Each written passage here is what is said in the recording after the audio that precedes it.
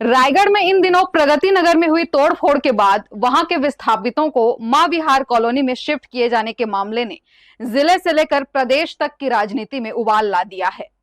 वित्त मंत्री के इस कदम को एक और जहां रायगढ़ विकास से जोड़कर देखते हुए संवेदना का परिचय करा दिया जा रहा है, वहीं दूसरी तरफ विपक्ष इस मुद्दे को भुनाने में लगी हुई है। इस बीच जनमानस में एक विषय चर्चा का कारण बना हुआ है और वह है वित्त मंत्री और रायगढ़ विधायक ओपी चौधरी का मानवता से परिपूर्ण चेहरा।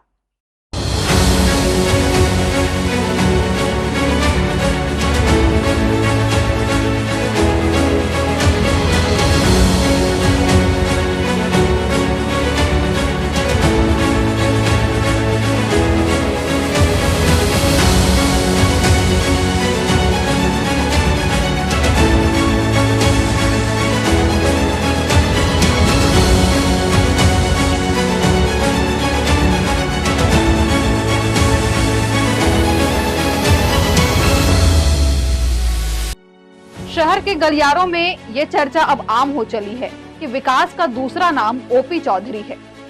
प्रगति नगर के विस्थापितों को मां विहार कॉलोनी में तुरंत शिफ्ट किए जाने के निर्णय की सर्वत्र सराहना हो रही है, क्योंकि वित्त मंत्री की सूझबूझ और प्लानिंग का दूरदर्शी परिणाम जल्द ही रायगढ़ को मिलने वाला है। प्रदेश में भाजपा की सरकार और रायगढ़ विधायक के रूप में ओपी के आने के बाद शहर के साथ पूरे जिले और प्रदेश में विकास कार्यों को गति मिली है। शहर में यह चर्चा भी जोरों पर है कि ओपी ने अपने लगभग 1.5 साल के कार्यकाल में भ्रष्टाचार, कमीशनखोरी, घूसखोरी और चरण वंदना करने वाली राजनीति से हटकर सिर्फ विकास की राजनीति को तवज्जो दिया है। हालांकि ओपी चौधरी के ईमानदार प्रयास से मौका परस्त और भ्रष्टाचारी नेताओं में जिले से लेकर राज्य तक असंतोष की लहर व्याप्त है, जो समय समय पर ओपी चौधरी के विरोधियों के तौर पर देखे जाते हैं। ओपी द्वारा जनता हित में लाए गए राजनीतिक पारदर्शिता से जनता को तो राहत मिल ही रही है, लेकिन राजनीति के जरिए अपनी रोटी सेकने वाले रायगढ़ से लेकर रायपुर तक के नेताओं में बौखलाहट साफ देखा जा सकता है और इसे समझा भी जा सकता है। बावजूद इसके ओपी चौधरी ने अपने विरोधियों को करारा जवाब देते हुए और तमाम आलोचनाओं की परवाह किए बगैर लगातार विकास की राजनीति में आगे बढ़ रहे हैं। उनकी यही दूरदर्शी सोच और विजन के कारण ही आज वो जनता के बीच लोकप्रिय हैं। जिस तरह से पहले लोकसभा चुनाव, फिर नगरीय निकाय चुनाव के समय आचार संहिता लगने के कारण विकास कार्य प्रभावित होने के बावजूद अल्प समय में ही ओपी चौधरी ने रायगढ़ में विकास कार्यों को नया आयाम दिया और उसमें निरंतर गति बरकरार रखी। वाकई यह साबित करता है कि उनका एक ही मोटिव और विजन है और वह है विकास।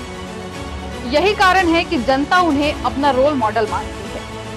अब ओपी के बेहतर विजन और कार्यशैली के साथ रायगढ़ का तो विकास हो ही रहा है, साथ ही प्रदेश के वित्त मंत्री के रूप में उन्होंने जिस तरह से कमान संभाली है, इससे प्रदेश की बिगड़ी अर्थव्यवस्थाओं में भी काफी हद तक कसावट आई है।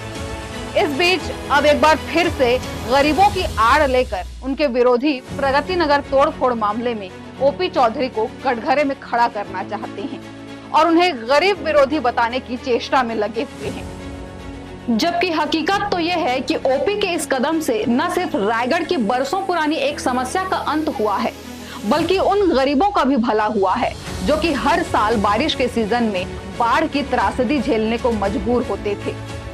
केलो तटवर्ती इलाके में बसे सभी लोगों को निःशुल्क पीएम आवास दिलाकर ओपी चौधरी ने उनके आवास की समस्या को ही पूरी तरह से दूर कर दिया है।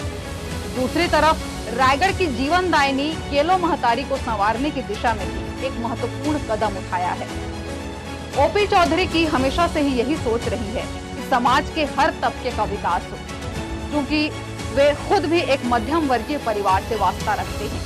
लिहाजा गरीबी क्या होती है और इसका दर्द क्या होता है, इसे वे अच्छी तरह से समझते हैं और महसूस भी करते हैं। यही कारण है कि रायगढ़ में विकास को बुलंदियों तक पहुंचाने के लिए वे गरीब तबकों को भी पूरा ख्याल रखते हुए अपनी प्लानिंग आगे बढ़ा रहे हैं, ताकि पीएम मोदी का विजन सबका साथ सबका विकास भी सार्थक हो सके। ब्यूरो रिपोर्ट, हर्ष न्यूज।